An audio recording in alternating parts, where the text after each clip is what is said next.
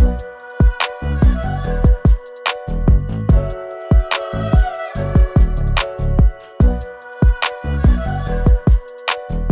আলাইকুম, একেএন বাংলা নিউজে স্বাগতম। সাথে আছি আমি ইশরাত জাহান। বাঁশখালীতে গণপিটুনির শিকার স্ত্রী হত্যাকারী স্বামী মারা গেছে।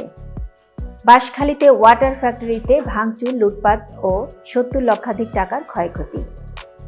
৮ লক্ষাধিক টাকার লুণ্ঠিত মালামাল উদ্ধার করেছে পুলিশ। শুনছিলেন শিরোনাম, এবার বিস্তারিত। আপনারা দেখছেন একেএন বাংলা রিপোর্ট। বাঁশখালীতে গণপিটুনির শিকার স্ত্রী হত্যাকারী স্বামী মারা গেছে। বিস্তারিত দেখুন শফকত হোসাইন চাটগামীর প্রতিবেদনে। বাঁশখালীতে গণপিটুনির শিকার স্ত্রী হত্যাকারী স্বামী ফরিদুল আলম মারা গেছে।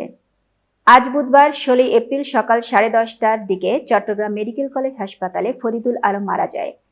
গতকাল মঙ্গলবার বিকেলে বাঁশখালীর খানখানাবাদ এলাকার গণপিটুনি দিয়ে পুলিশ সোপর্দ করেছিল উত্তেজিত জনতা।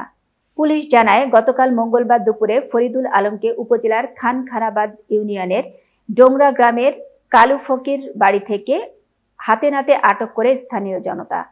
এ সময় তাকে উত্তেজিত জনতা ব্যাপক গণপিটুনি ও মারধর করে। খবর পেয়ে বাহারছড়া পুলিশ ফাঁড়ির ইনচার্জ পুলিশ পরিদর্শক মজনু মিয়ার নেতৃত্বে পুলিশের একটি দল ঘটনাস্থলে হাজির হয়ে গুরুতর আহত অবস্থায় ফরিদুলকে হেফাজতে নেয়।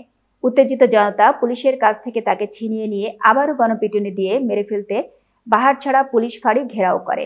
পরে বাঁশখালী থানা থেকে অতিরিক্ত পুলিশ গিয়ে ফরিদুলকে কড়া নিরাপত্তায় উপজেলা সদর হাসপাতালে নিয়ে আসে।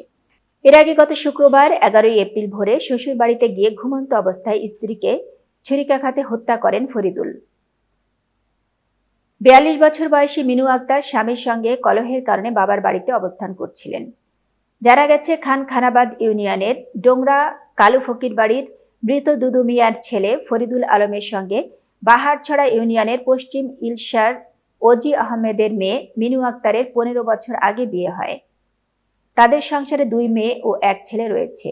জাদুটোনা করার অভিযোগে ফরিদুল আলম প্রায় সময় নানা অপবাদ দিয়ে স্ত্রীর সাথে ঝগড়া করত। গত শুক্রবার ভোরে ফরিদুল আলম ঘুমন্ত স্ত্রী মিনু আক্তারকে ছুরিকাঘাতে হত্যা করে পালিয়ে যায়। বাঁশখালী থানার ওসি তদন্ত সুধাংশু শেখর হালদার জানান, আসামি ফরিদুল আলম আজ বুধবার সকালে চট্টগ্রাম মেডিকেল কলেজ হাসপাতালে চিকিৎসাধীন অবস্থায় মারা গেছে।